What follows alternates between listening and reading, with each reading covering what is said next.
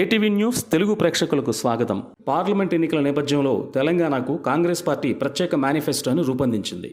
జాతీయ స్థాయిలో ప్రకటించిన 5 న్యాయాలతో పాటు 23 అంశాలతో తెలంగాణకు ప్రత్యేక మేనిఫెస్టోను విడుదల చేసింది కాంగ్రెస్ పార్టీ. తెలంగాణ ప్రజలకు ప్రత్యేక హామీలతో రూపొందించిన తెలంగాణ మేనిఫెస్టోని నిన్న గాంధీ భవన్లో విడుదల చేశారు. తెలంగాణ ప్రత్యేక మేనిఫెస్టోలో స్థానిక అంశాలకు ప్రాధాన్యత ఇచ్చారు. విభజన హామీలు, రైల్వే ప్రాజెక్టులు, కేంద్ర విశ్వవిద్యాలయాలను ఇందుట్లో చేర్చారు. ఈ కార్యక్రమంలో తెలంగాణ కాంగ్రెస్ ఇన్ఛార్జ్ దీపాదాస్ మున్షి, మంత్రి కిషోర్ బాబు తదితరులు పాల్గొన్నారు. తెలంగాణ ప్రజలకు ఇచ్చిన ప్రత్యేక హామీలేంటో ఇప్పుడు చూద్దాం.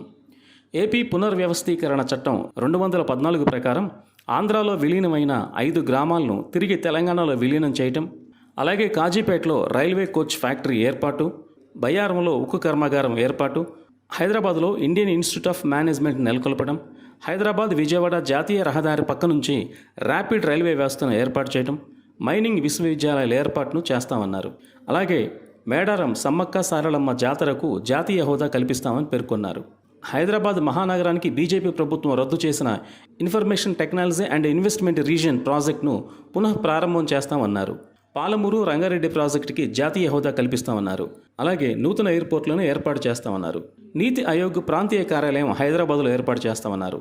రామగుండం మణుగూరు నూతన రైల్వే లైన్ ఏర్పాటు, కేంద్ర విశ్వవిద్యాలయ సంఖ్య పెంపు, నవోదయ విశ్వవిద్యాలయ సంఖ్య రెట్టింపు, జాతీయ క్రీడల విశ్వవిద్యాలయం ఏర్పాటు, 4 నూతన సైనిక పాఠశాలను ఏర్పాటు చేస్తామన్నారు. Indian Institute of science education and research ఏర్పాటు చేస్తామన్నారు. Indian Institute of foreign trade ఏర్పాటు చేస్తామన్నారు. భారత వ్యవసాయ పరిశోధనా సంస్థ క్యాంపస్ ఏర్పాటు కూడా ఇందుట్లో పేర్కొన్నారు.